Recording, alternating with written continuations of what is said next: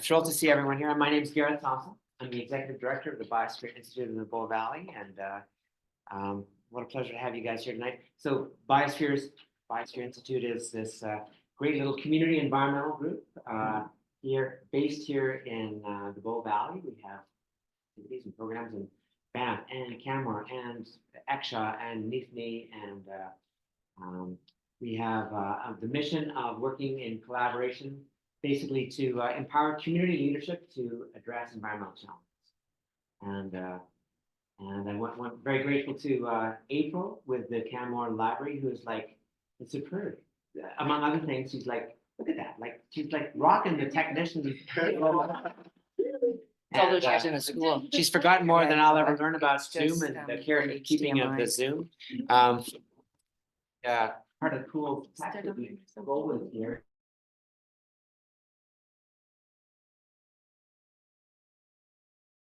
Everything up because you can see why it's called the owl. Cool. You'll have a techno geek out moment. Yeah. In as regards the owl. So at Biosphere we have programs. Right now I'm killing time. Yeah. Basically I'm killing time. But we like to record these things, right? So for posterity and to capture what happens in this room, and get it up as a Zoom link, as a recording link on YouTube. So are we good to go? So, a couple more tidbits about Biosphere Institute. So we have programs on human wildlife coexistence. That's our WildSmart program. We have programs on trying to get after climate action. We have the staff working on that. We have programs courtesy of Heidi Widmer, programs to help youth and kids learn about the planet and how to take care of it. That program is called Future Leaders. And so we little team of 5 that, in my view, punches above its weight here in the valley.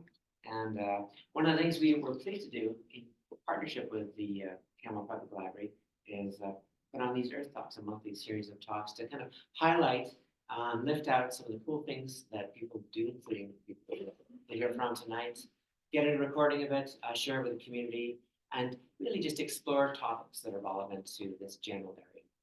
I'd like to, with your permission, I'll give a land acknowledgement, and it's a bit of a personal one. So I'll because it talks about my role here. So because it's my predecessor, no signature if you can believe. But so I'm of Scottish and Welsh ancestry, living in the Bow Valley, part of the Treaty 7 area that includes the traditional territory of the Yahi Nakota nations, the Blackfoot Confederacy, and the Tsuut'ina and the Métis District 4.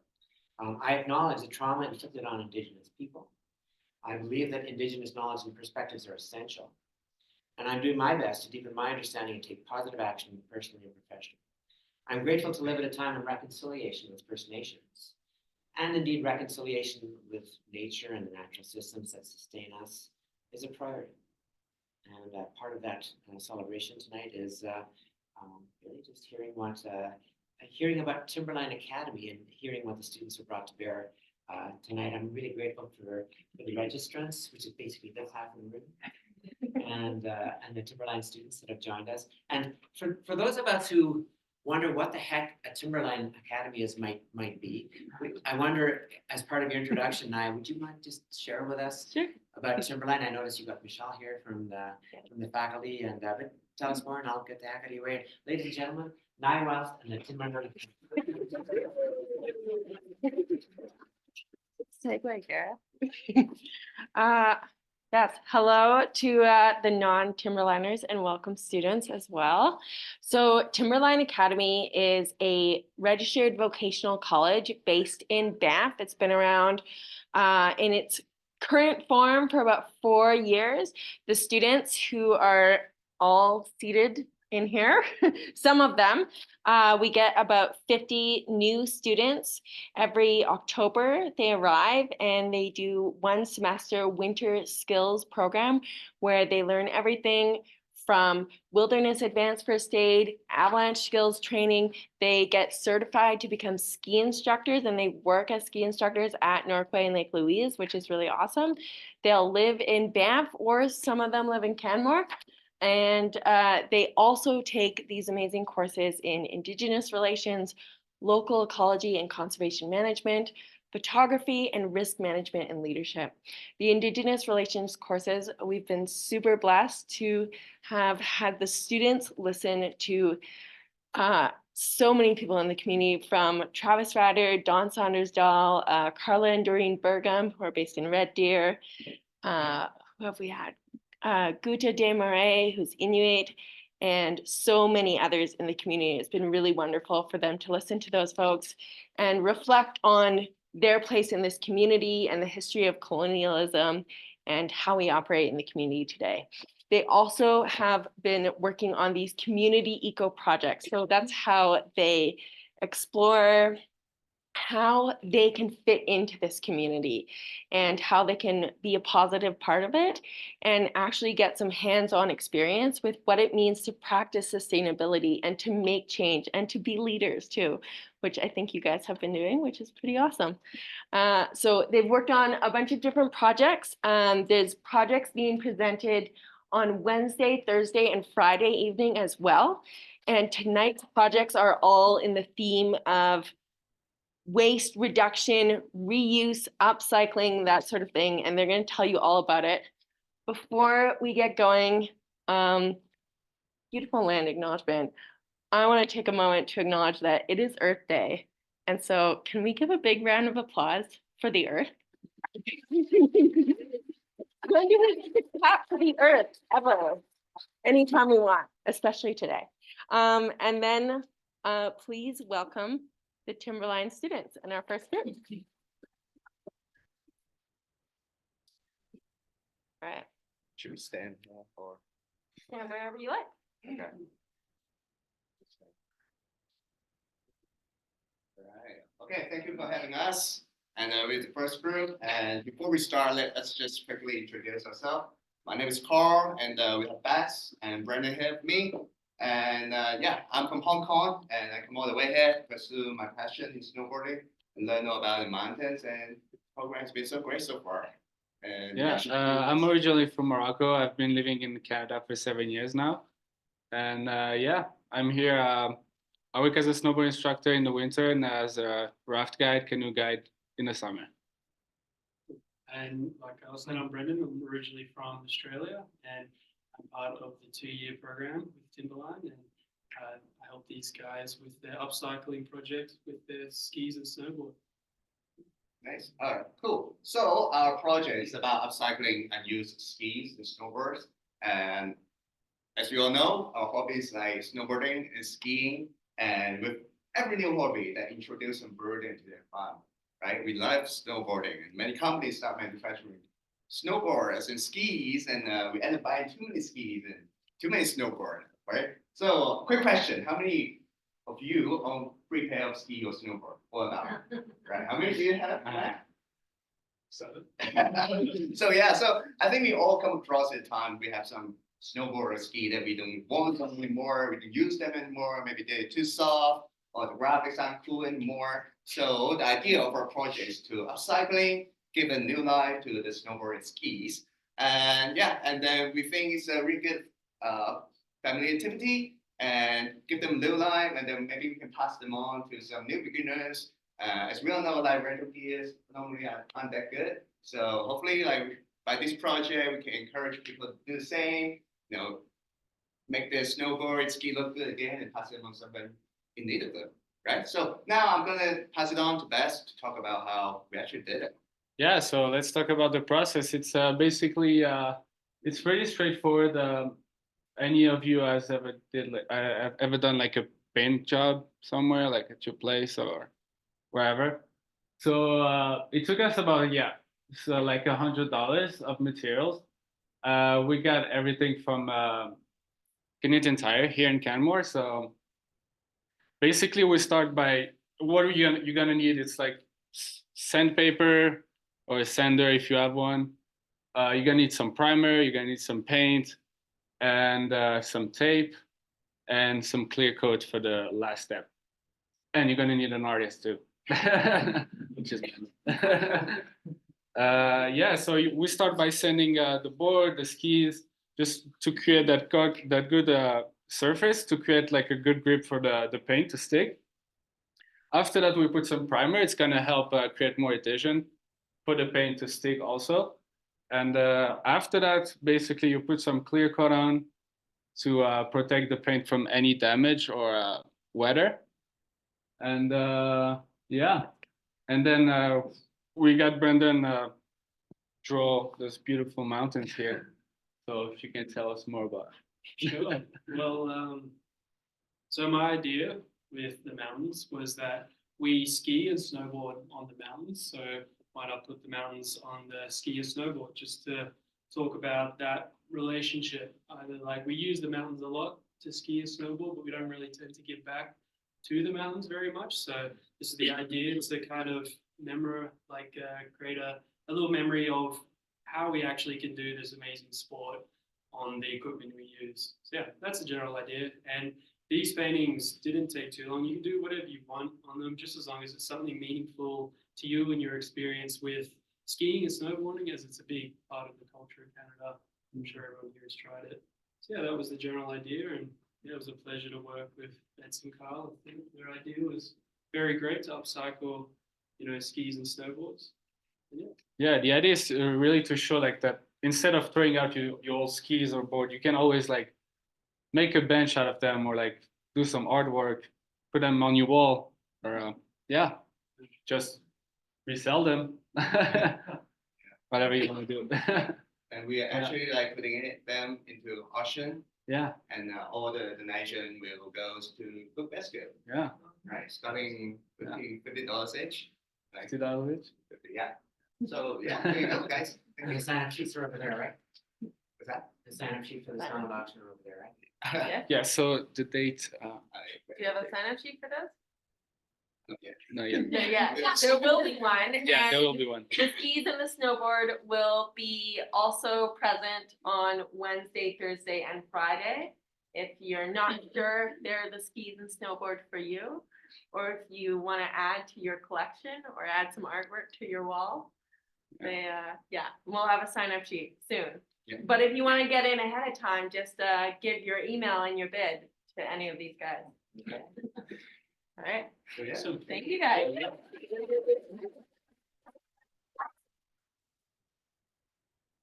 Any questions? Oh, the questions Easily. after? Yeah. Oh, yeah, Like, you guys, okay. do you guys have any questions? Thanks, Al. It was me. So yeah, he did it. We did the Oh, hard thank work. you. We Yeah. did the- Yeah, exactly. Yeah, they fed me and I just paid them. Yeah. So yeah, that's a Brundle Mountain, and then that's Cascade. All my attempts at it. And yeah, it's pretty simple. Anyone, the good thing about mountains when you paint them is that there's not too many things going on. I think that's the simple, beautiful thing about mountains is that they look really complex, but it's snow, rock, and trees, and they all work together, really well to make these beautiful things we get to look at. Yeah. No, thank you. Thank you. Thank you.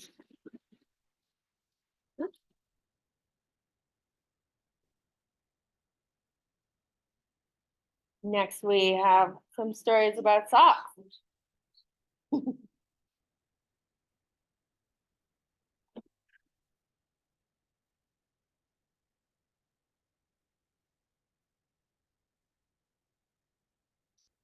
Hi. It's really bright. I have like a little question just to break the ice. We did our project with socks. How many of you have like thrown out a pair of socks because you have holes in them? No. Me too. Me too.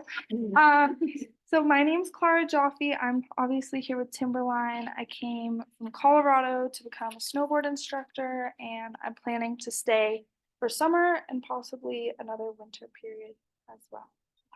And my name is Manti Agaze, and I'm from Australia. I'm a ski instructor at Norquay for this season, and I really enjoyed the Timberline classes and learning about the Bow Valley and the community values that it has on protecting the environment here. Yeah. So what our project is that we wanted to focus on clothing and reducing clothing waste. So then we were gonna go with the kind of clothing swap idea.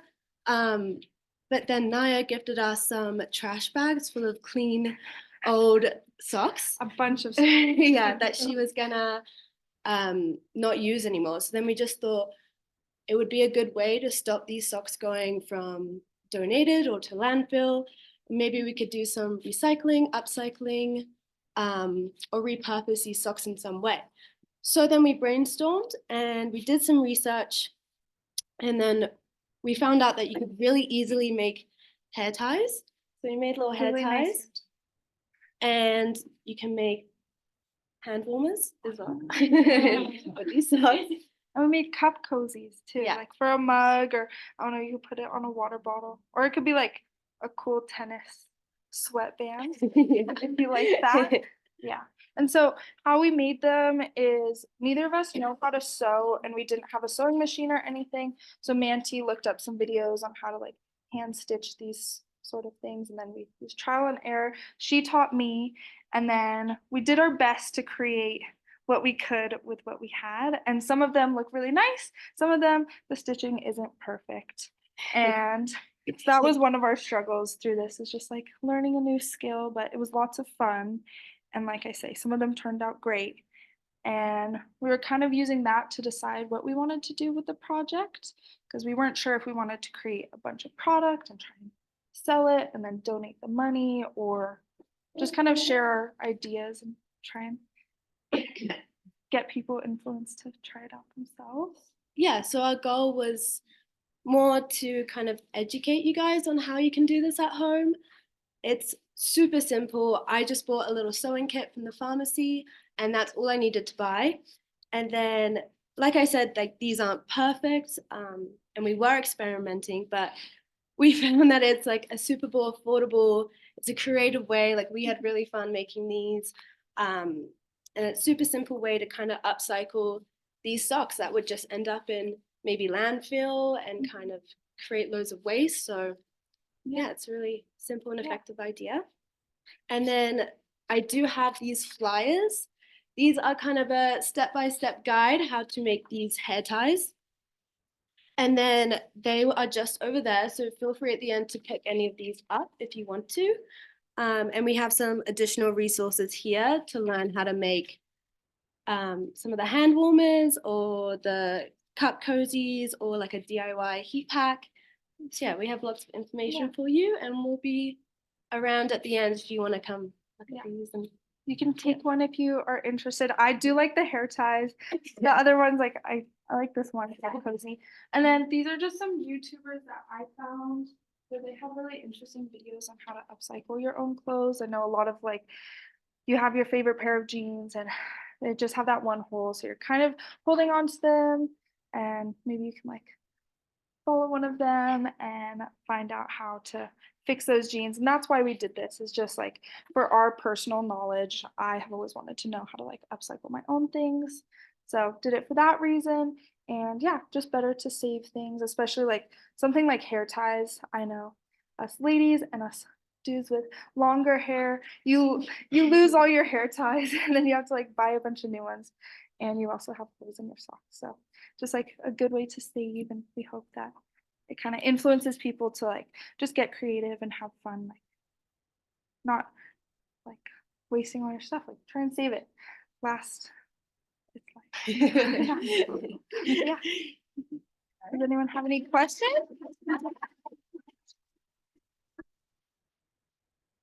Any questions? Any questions for Clara and Monty?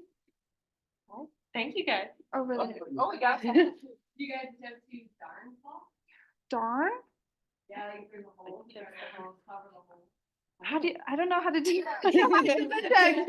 Actually, I'll add in here. So they are not allowed to darn the socks. The socks are the Darn Tough brand socks that are sold at Switching Gear, and Switching Gear has given them to me, taken them.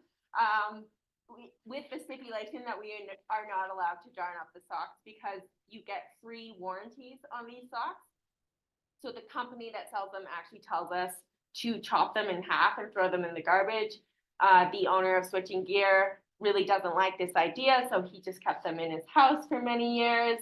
until I came, he's a good friend of my family's, and then he's like, Naya, I have this project for you.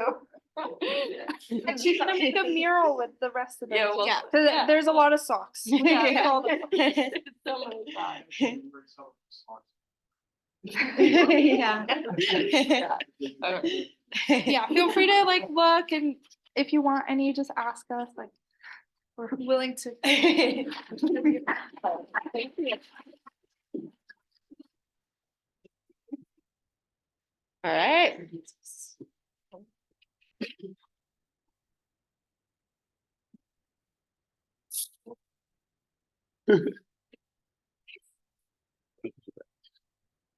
Okay, so hi, my name is Brendan. I came to the Bow Valley to go to Timberline. I'm actually a Canadian Army veteran, and I'm just trying to stay like working in the outdoor industry. I love outdoors, you know, I'd like to get into guiding, but pretty much anything that keeps me outdoors. I'm Caspian. I've come all the way from New Zealand to get a career in the outdoors industry. I really want to work as a backcountry guide and get to kind of like know the area I'm working in and be able to pass on that kind of information to my guests. And I'm Mac. I'm from Toronto. I moved to Canmore about a year ago.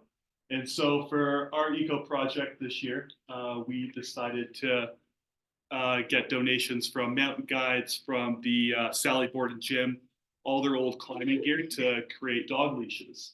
So essentially, we got all this gear, made some dog leashes, and then our goal was to sell as many as we could to then later donate the proceeds to the local SPCA.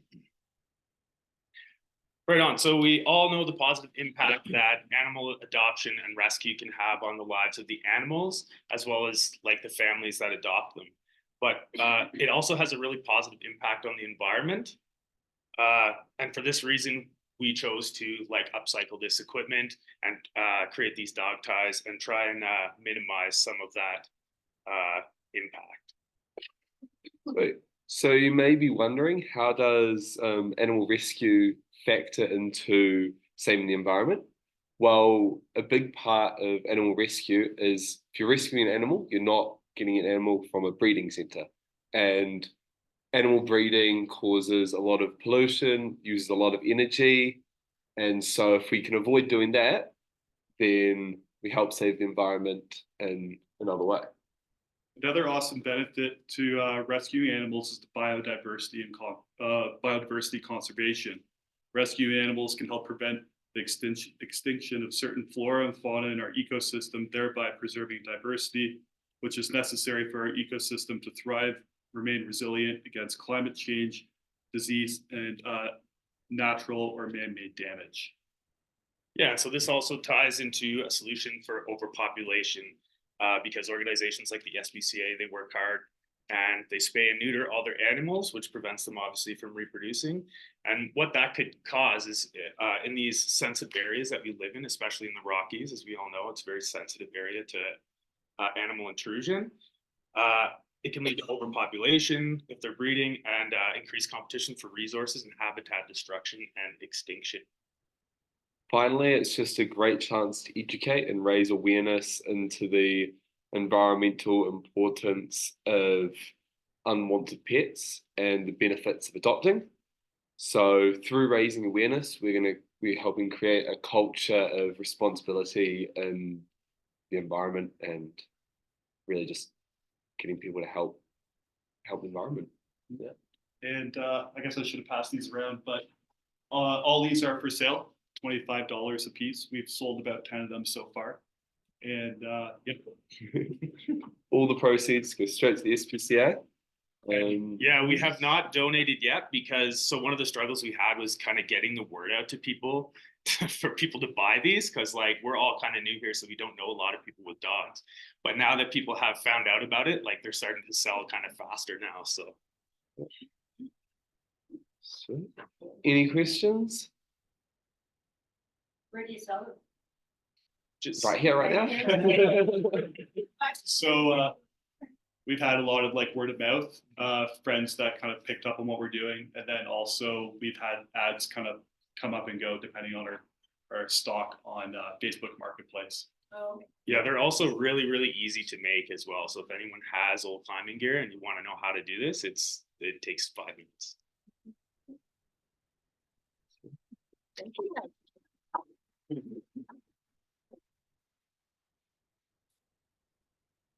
Right. Ladies?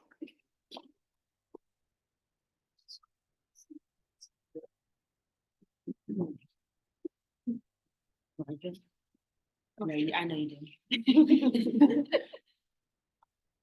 All right, hey guys, welcome to our presentation. Thanks for coming out tonight. We organized a clothing swap back in March. Yeah, of course. We organized a clothing swap back in March in the library in Banff. We're gonna tell you guys a little bit about that. We'll introduce ourselves first. I'm Skylar, I'm from the Netherlands. I'm Olivia. I'm from Canada. I'm Micah, I'm from Toronto. I'm Maya from Germany. I'm Noelle and I'm from Idaho. And we all came out here to become ski instructors and snowboard instructors and live in the mountains. And we want to tell you a little bit about our eco project. So first, what's a clothing swap and how did we run ours? So the first thing we had to do was, what are the rules? How many clothes do you have to bring? Are we going to do a ticketing system? We said, let's do none of that. We want to create no barriers of entry. You can bring as many clothes as you want. You can leave with as many as you want. So if you come with nothing, you can still leave with trash bag worth of clothes, which we saw happen because we wanted no barriers to entry at all there. And then our second challenge was, where are we going to host this? We want a free space. So we went to the library, which was really cool, the Banff Public Library, which is really cool because there was like a big window in our room. So people were walking by like, oh, what's going on in there? People who were just reading in the library came and said hello. So that really made it accessible and got lots of people from the community that maybe didn't hear about it. And then our third was advertising. So we really did things on Facebook, Banff Overheard. We were able to get on the Banff Life, on that Biosphere Instagram, things that Banff locals are looking at all the time. And that led to 120 people show up, which was really successful. And then our fourth challenge was, or something that we really wanted to do was create like a clothing store. So you can see in those pictures, it really looked like a thrift store in the library. So that was really cool. And then our fifth was, are we going to donate the clothes or should we save them maybe for another clothing swap in the future? Yeah, so why do we want to run a clothing swap? We wanted to encourage a circular economy, so just using the things that we already have rather than buying a lot of new things. A lot of us are also seasonal workers, so there's a lot of people in Banff that just want to donate their things that they used in the winter when they leave, or just get summer clothes if they decide to stay, so that kind of encouraged that. And also Banff occupants don't have that much access to new clothing or clothing that they're interested in, so that gave them more access to that as well. Yes, Noel and me will now talk about some challenges we had during the time, like organizing the clothing swap. And the first challenge we had was where do we want to do it? Like, and as Olivia already mentioned, we chose the public library because it was free and accessible for everyone. And the second was where do we get a good amount of like clothes, like as a base? And all the five of us were like really concerned, oh, we don't have enough clothes, like how we're doing this. And then we had a lot of people telling us, don't worry, you will get more than enough clothes. And it was definitely the case. So we started with like it was not too much clothes at the beginning, but still enough. And after we had the room and the base of clothes, it was like, okay, how do we fill the room? Because the room was quite small, like a third of this room, I would say. Where do we get racks from, hangers, and how are we organizing everything? And yes, thankfully, Skylar was working at a vintage store in Banff, and she could organize some racks and hangers for us. And the second was the marketing. If you tell it like this, like where do we post our poster that we had, and do we have to print it, or is like Facebook and Instagram just enough? And we choose to go with both ways, put it up the ski hills and post it a lot of times. Yeah, so when it came to the day of the clothing swap, one of the challenges we had was transportation, because while Banff is like super close and super easy to move around, carrying like 15 bags of clothes for a base was really hard. Plus we had racks and hangers. Luckily we did find someone with a car to drive us. And then also with the location being in the library, we had limited time, so we only had 30 minutes to set up, and then also to take down. And as Myra had mentioned, we ended up with a lot more clothes after. So moving those all out and then trying to find out like where we're going to store them before we donate them was also a challenge. And then yeah, touching on that, We started out with trying to donate our clothes to the Homeless Society, but they actually said they didn't want them and denied us. And so we tried to find some other places, but we were trying to find like most ethical choice. We ended up going, like we said earlier, Skylar was at last Temptation Vintage in Banff, and so they're actually going to pick up the clothing swaps in the summer. So we're going to give them a base of clothes. And then also for personal challenges, like we said, a lot more people showed up than we thought were going to show up.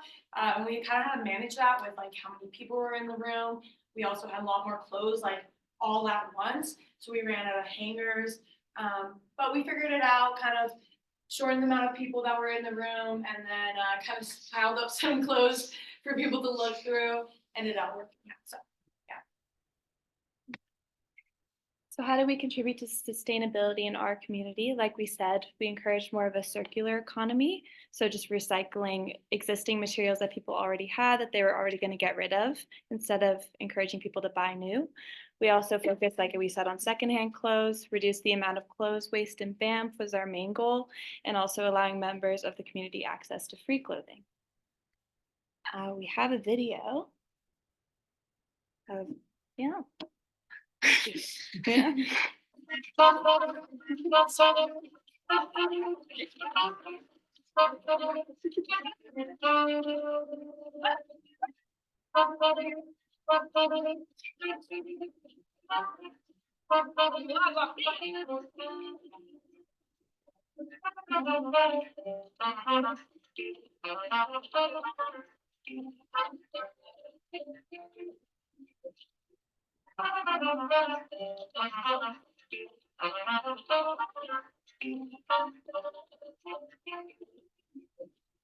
She goes on, emotional.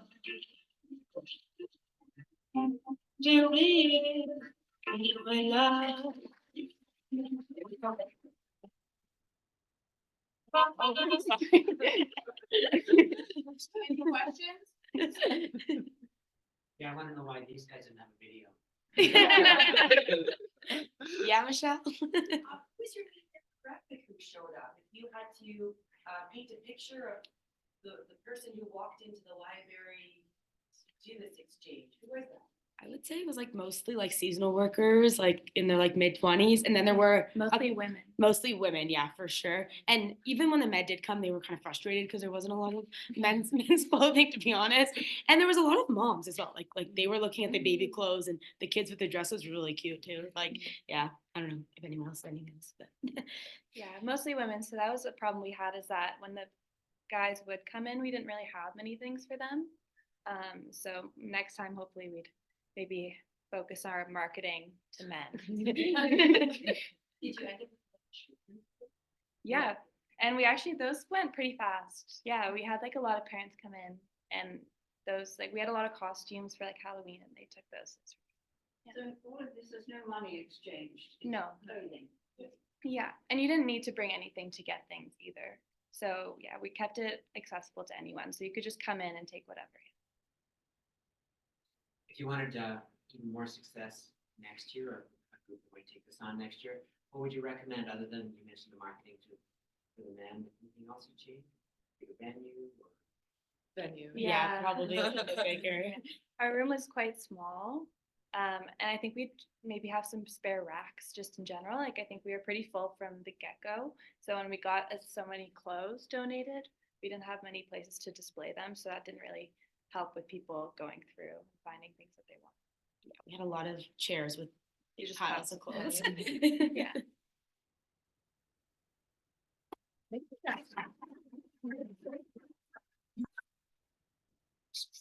Oh, yeah, yes. All right, you guys ready?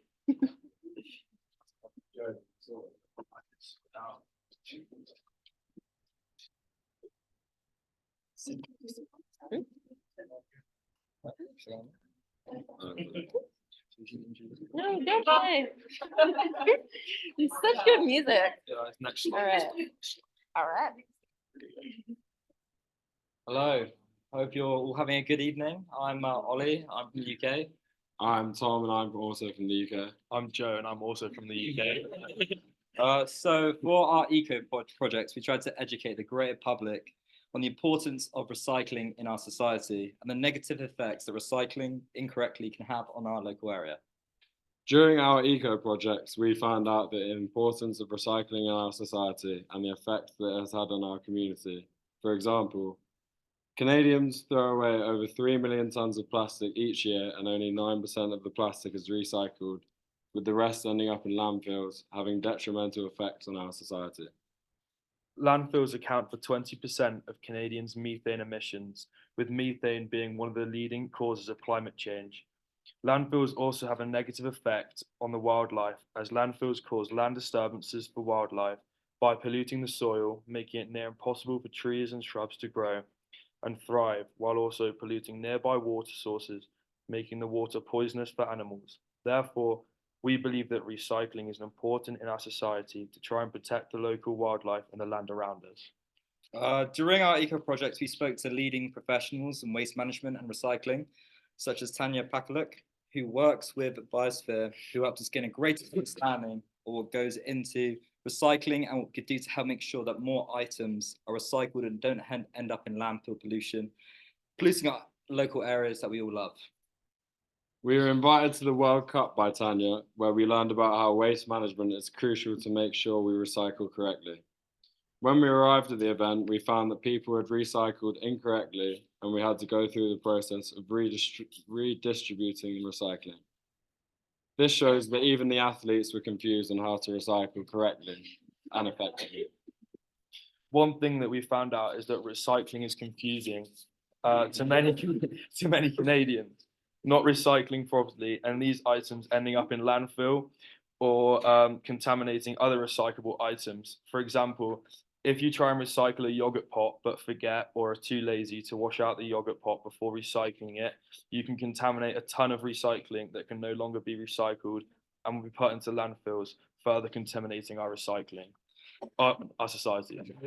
This is why, for our eco project, we decided to try and educate the greater public of recycling so people can recycle more effectively to try and prevent as much recycling as possible from going into landfills. So we created some tips to help us recycle more effectively. One tip is to try and avoid plastic bags as much as possible, as plastic bags cannot be recycled and can cause dangers to the environment and wildlife. Wildlife, as plastic bags can easily get caught in the wind and end up in rivers and trees, polluting our society.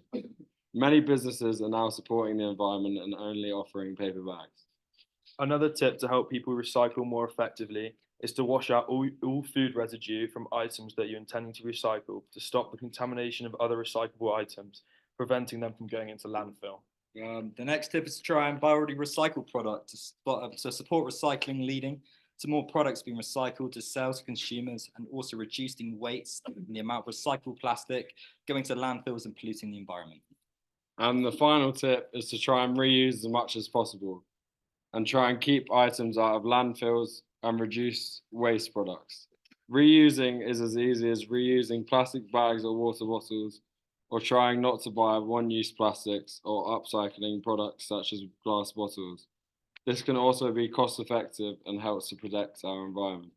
I hope that these tips in our presentation has helped educate you about recycling and the importance of recycling on our society. Thank you for listening. Is there any questions?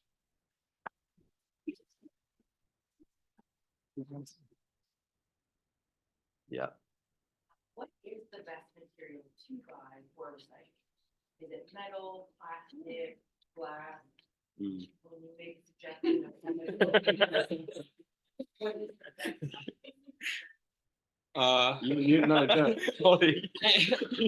If I'm going to be honest, I don't think any of us really know, but I would assume it's probably glass.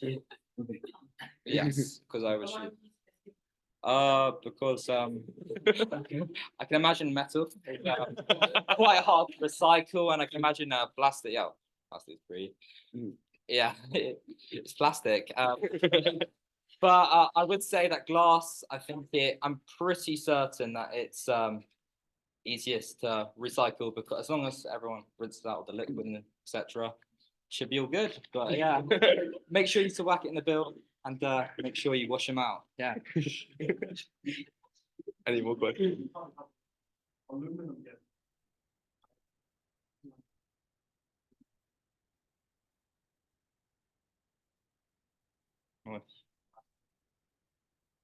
It's hard to find one. Yeah, sure. That's me. Well, Good to know. appreciate that. Yeah, Appreciate that. thank We've you. learned something today as well. So. And then should we do the event later or now? Oh, it said Oh, like good. 5-minute break on the thing. Oh. I don't know if that's still happening. Let's just do it. Oh yeah, we'll do it.